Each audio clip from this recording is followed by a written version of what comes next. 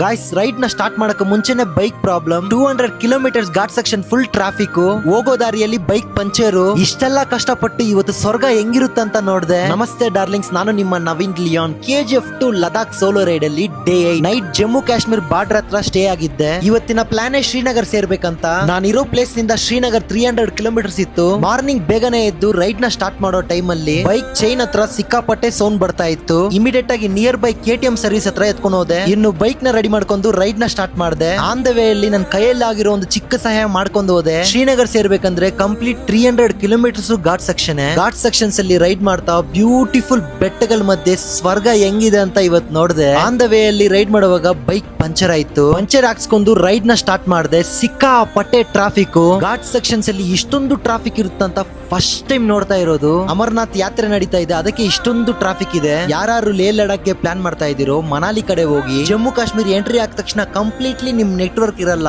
So border ಹತ್ರನೇ 500 rupees ಕೊಟ್ಟು sim ತಗೊಂಡೆ. ಗಾಯ್ಸ್ ನಿಜ ಹೇಳ್ತೀನಿ ನೋಡಿ, ಈ ಬ್ಯೂಟಿಫುಲ್ ಲೊಕೇಶನ್ ನ ನೋಡ್ಕೊಂಡು ಎಂಜಾಯ್ ಮಾಡ್ಕೊಂಡು ರೈಡ್ ಮಾಡಿದೆ. ಇನ್ನು ಶ್ರೀನಗರ್ ಹತ್ರ ಬಂದು ಸೇರಿದೆ. ಇನ್ನು ಅಷ್ಟೇ ಡಾರ್ಲಿಂಗ್ಸ್, ನವೀನ್ ಲಿಯಾನ್ ಅಕೌಂಟ್ ನ ಫಾಲೋ ಮಾಡಿ ಇಟ್ಕೊಳ್ರಿ. ಏನ್ ಗಿವ್ ಅವೇ ಕೊಡ್ತಾ ಇದೀನಿ ಅಂತ ಇನ್ನು 2 ಡೇಸ್ ಅಲ್ಲಿ ಅನೌನ್ಸ್ ಮಾಡ್ತೀನಿ.